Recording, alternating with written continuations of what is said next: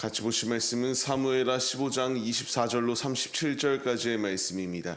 한 목소리로 말씀 합독하시겠습니다.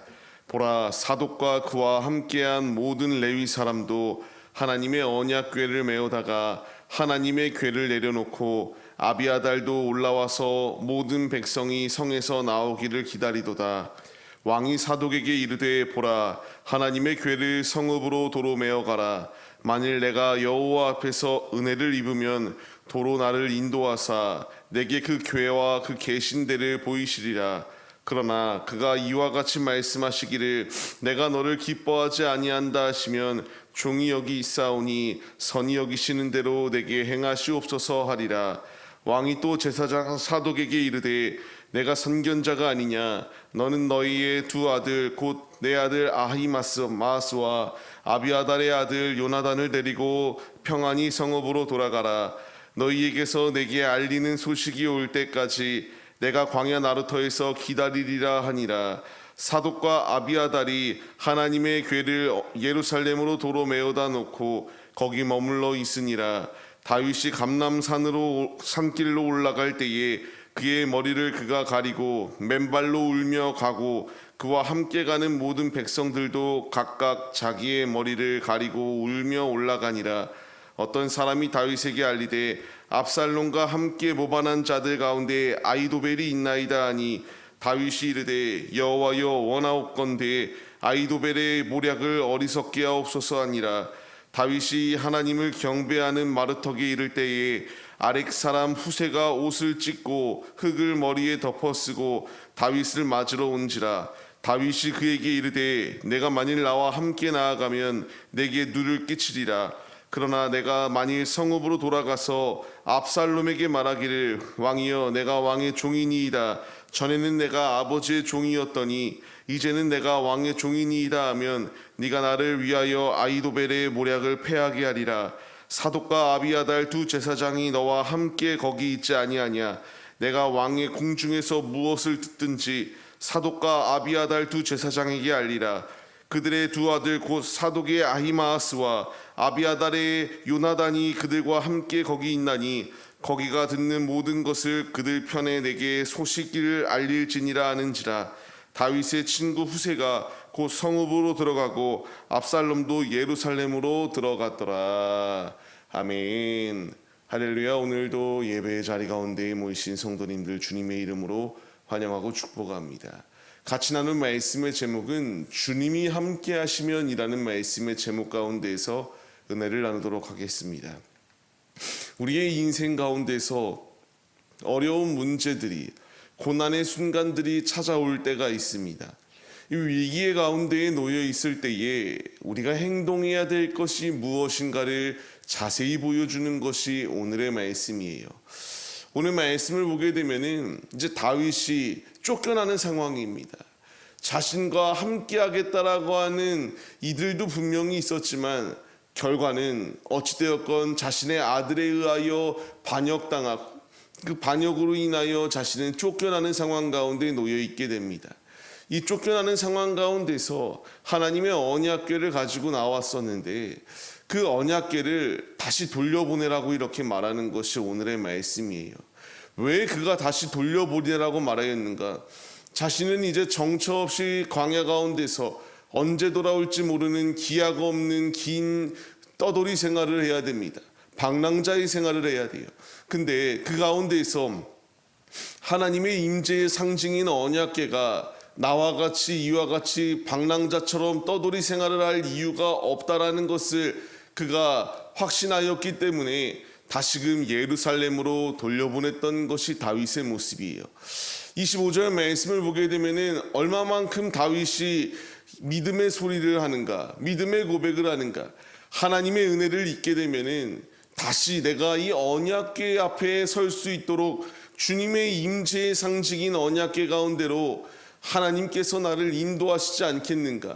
내가 어느 곳에 있든 주님이 은혜를 베푸시기만 하면은 내가 다시금 돌아오고 회복되어질 수 있다라고 하는 굳건한 믿음의 고백을 가지고 있었던 것이 다윗의 모습이었습니다.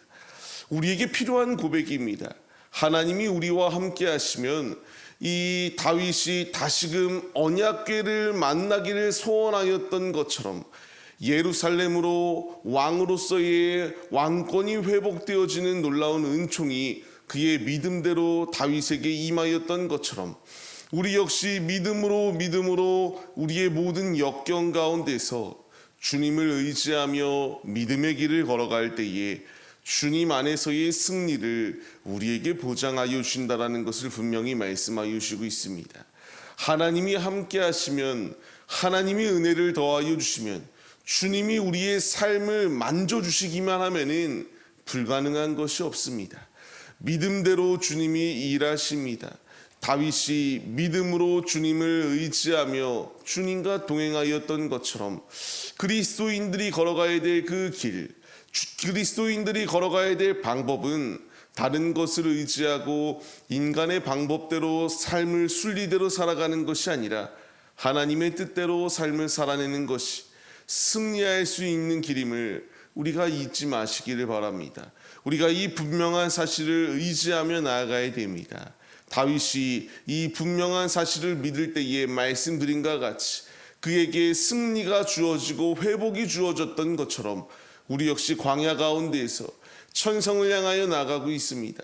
나의 생명의 수완이 언제까지인지 우리는 알 수 없지만 주님께로 나아가는 이 모든 여정 가운데에서 주님을 사모하고 주님께 모든 것을 맡겨드릴 때에 우리에게 동일한 승리를 더하여 주실 것을 믿으며 주님의 길을 걸어가시는 주님의 자녀들이 우리 모두의 모습이 되시기를 소망합니다.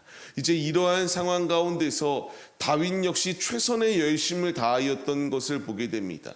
어떤 열심을 다하였는가? 이제 그 자리 가운데에 전략을 펼치기 시작합니다. 모든 신하들이 다 자신을 따라오게 하지 않았어요.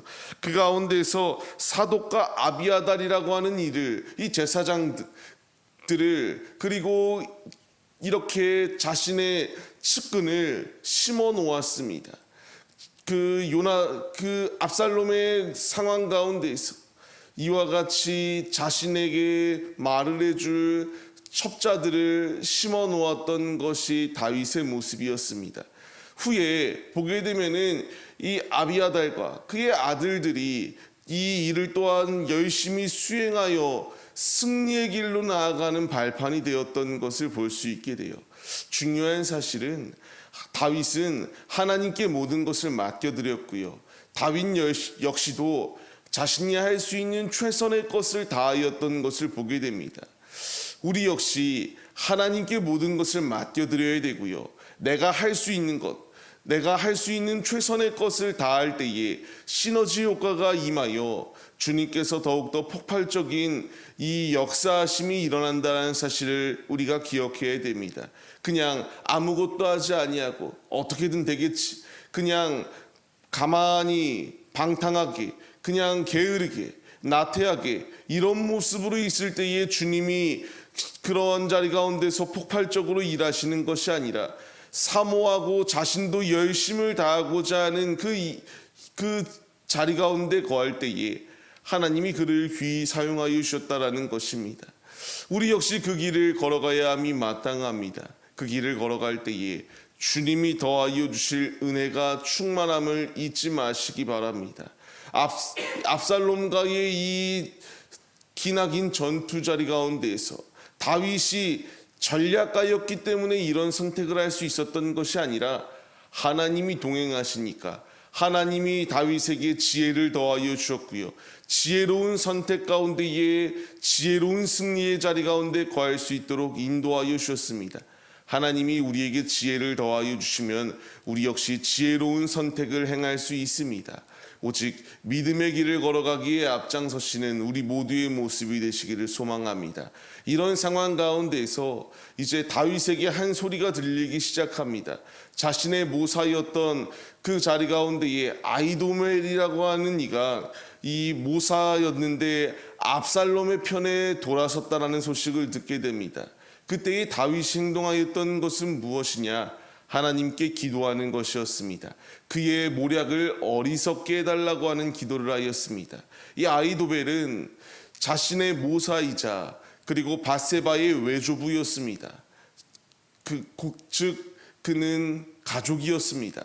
그럼에도 불구하고 자신의 편에 섰던 것이 아니라 자신의 아들 편에 서게 되었던 것이 아히도벨의 모습이었습니다. 이 근심과 상심 가운데서 그가 행동하였던 것은 기도였다.